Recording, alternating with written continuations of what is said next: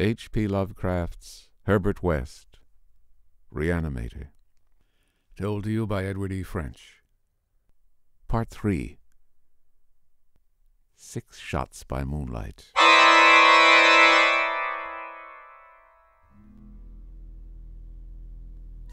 It is uncommon to fire all 6 shots of a revolver with great suddenness when one would probably be sufficient, but many things in the life of Herbert West were uncommon. It is, for instance, not often that a young physician leaving college is obliged to conceal the principles which guide his selection of a home and office, yet that was the case with Herbert West.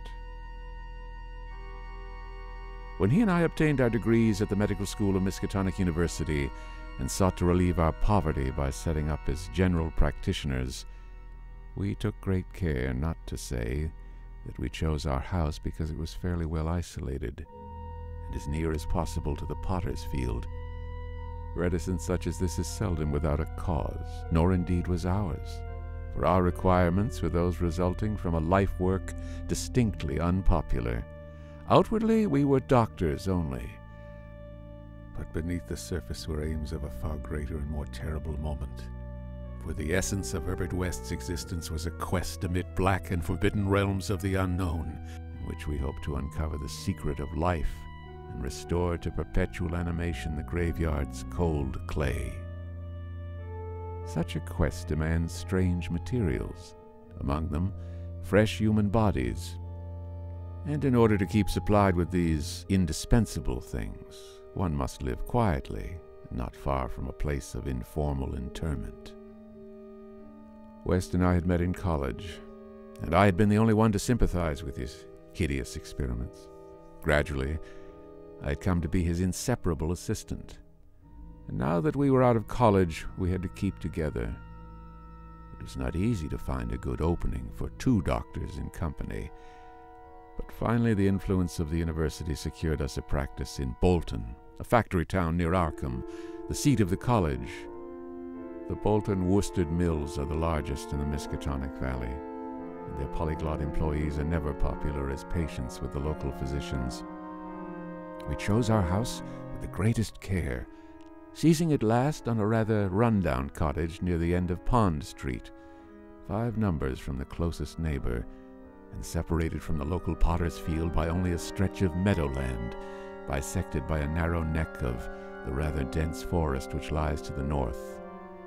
The distance was greater than we wished, but we could get no nearer house without going on the other side of the field, wholly out of the factory district.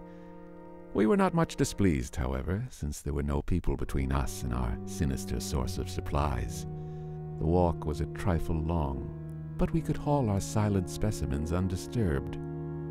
Our practice was surprisingly large from the very first, large enough to please most young doctors, and large enough to prove a bore and a burden to students whose real interest lay elsewhere. The mill hands were of somewhat turbulent inclinations, and besides their many natural needs, their frequent clashes and stabbing affrays gave us plenty to do. But what actually absorbed our minds was the secret laboratory we had fitted up in the cellar. The laboratory with the long table under the electric lights, where in the small hours of the morning we often injected West's various solutions into the veins of the things we dragged from the potter's field. West was experimenting madly to find something which would start man's vital motions anew after they had been stopped by the thing we called death, but had encountered the most ghastly obstacles. The solution had to be differently compounded for different types. What would serve for guinea pigs would not serve for human beings, and different human specimens required large modifications. The bodies had to be exceedingly fresh, or the slight decomposition of brain tissue would render perfect reanimation impossible. Indeed, the greatest problem was to get them fresh enough. West had had horrible experiences during his secret college researches with corpses of doubtful vintage. The results of partial or imperfect animation were much more hideous than were the total failures, and we both held fearsome recollections of such things. Ever since our first demonic session in the deserted farmhouse on Meadow Hill in Arkham, we had felt a brooding menace, and West, though a calm, blonde, blue-eyed, scientific automation in most respects, often confessed to a shuddering sensation of stealthy pursuit.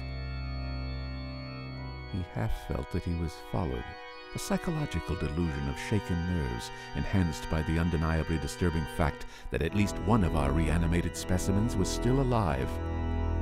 A frightful carnivorous thing in a padded cell at Sefton. And then there was another, our first, whose exact fate we had never learned. We had fair luck with specimens in Bolton, much better than in Arkham.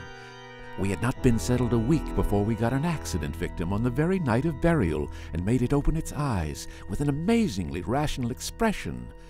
Before the solution failed, it had lost an arm. If it had been a perfect body, we might have succeeded better. Between then and the next January, we secured 3 more. One total failure, one case of marked muscular motion, and one rather shivery thing. It rose of itself and uttered a sound. Then came a period when luck was poor. Interments fell off. And those that did occur were of specimens either too diseased or too maimed for use. We kept track of all the deaths and their circumstances with systematic care. One March night, however, we unexpectedly obtained a specimen which did not come from the potter's field. In Bolton, the prevailing spirit of Puritanism had outlawed the sport of boxing, with the usual result. Surreptitious and ill-conducted bouts among the mill workers were common, and occasionally professional talent of low grade was imported. This late winter night there had been such a match, evidently with disastrous results, since 2 timorous Poles had come to us with incoherently whispered entreaties to attend to a very secret and desperate case. We followed them to an abandoned barn, where the remnants of a crowd of frightened foreigners were watching a silent black form on the floor. The match had been between Kid O'Brien, a lubberly and now quaking youth with a most un-Hibernian hooked nose, and Buck Robinson, the Harlem Smoke. The Negro had been knocked out, and a moment's examination showed us that he would permanently remain so. He was a loathsome, gorilla-like thing, with abnormally long arms which I could not help calling forelegs, and a face that conjured up thoughts of unspeakable Congo secrets and tom-tom poundings under an eerie moon. The body must have looked even worse in life. The world holds many ugly things. Fear was upon the whole pitiful crowd, for they did not know what the law would exact of them if the affair were not hushed up, and they were grateful when West, in spite of my involuntary shudders, offered to get rid of the thing quietly, for a purpose I knew too well. There was bright moonlight over the snowless landscape, but we dressed the thing and carried it home between us through the deserted streets and meadows, as we had carried a similar thing one horrible night in Arkham. We approached the house from the field in the rear, took the specimen in the back door and down the cellar stairs, and prepared it for the usual experiment. Our fear of the police was absurdly great, though we had timed our trip to avoid the solitary patrolman of that section. The result was wearily anticlimactic. Ghastly as our prize appeared, it was wholly unresponsive to every solution we injected into its black arm. Solutions prepared from experience with white specimens only. So as the hour grew dangerously near to dawn, we did as we had done with the others. Dragged the thing across the meadows to the neck of the woods near the potter's field, and buried it there in the best sort of grave the frozen ground would furnish.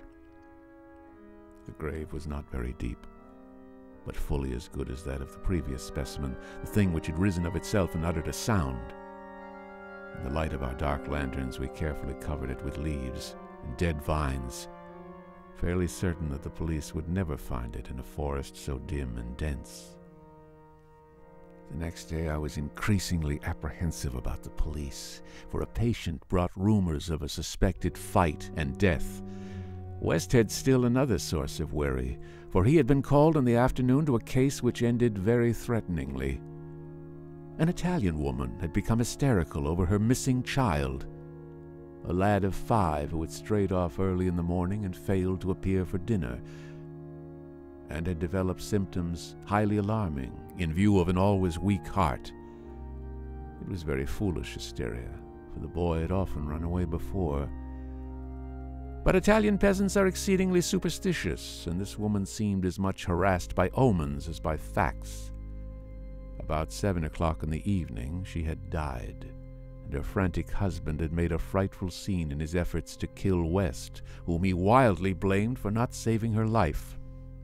Friends had held him when he drew a stiletto, but West departed amidst his inhuman shrieks, curses, and oaths of vengeance.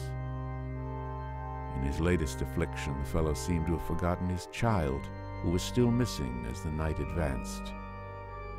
There was some talk of searching the woods, but most of the family's friends were busy with the dead woman and the screaming man.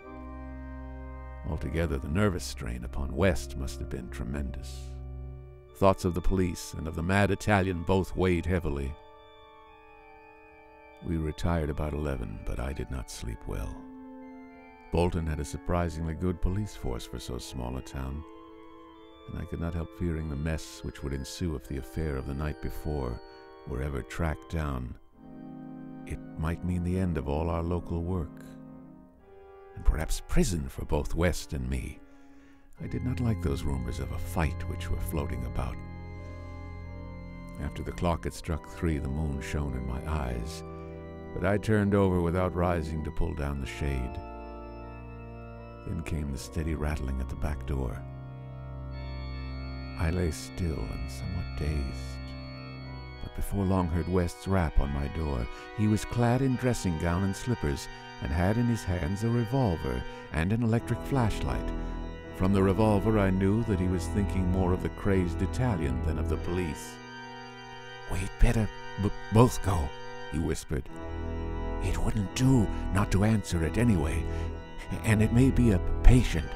It would be like one of those fools to try the back door." So we both went down the stairs on tiptoe, with a fear partly justified, and partly that which comes only from the soul of the weird small hours. The rattling continued, growing somewhat louder.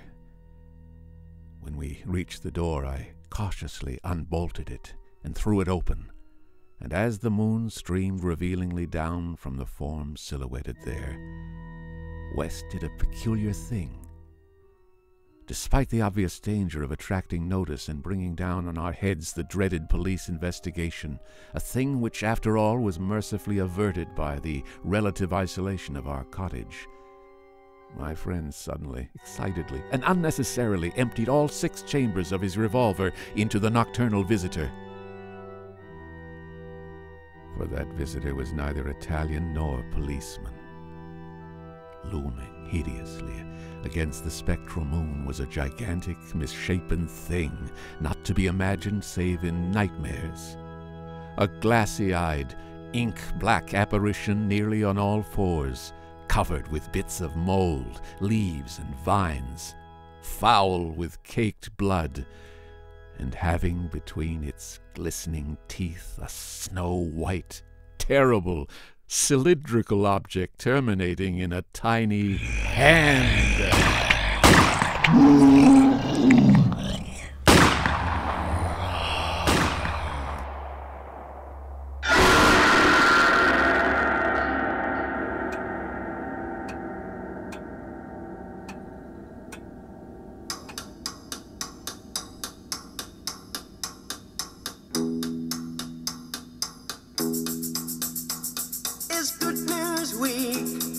Someone's dropped a bomb somewhere, contaminating atmosphere and blackening the sky.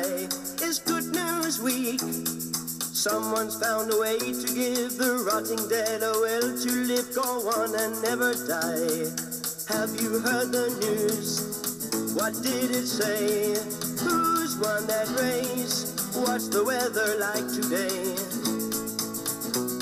It's Good News Week. Families check the need for coal by stimulating birth control. We're wanting less to eat. It's Good News Week.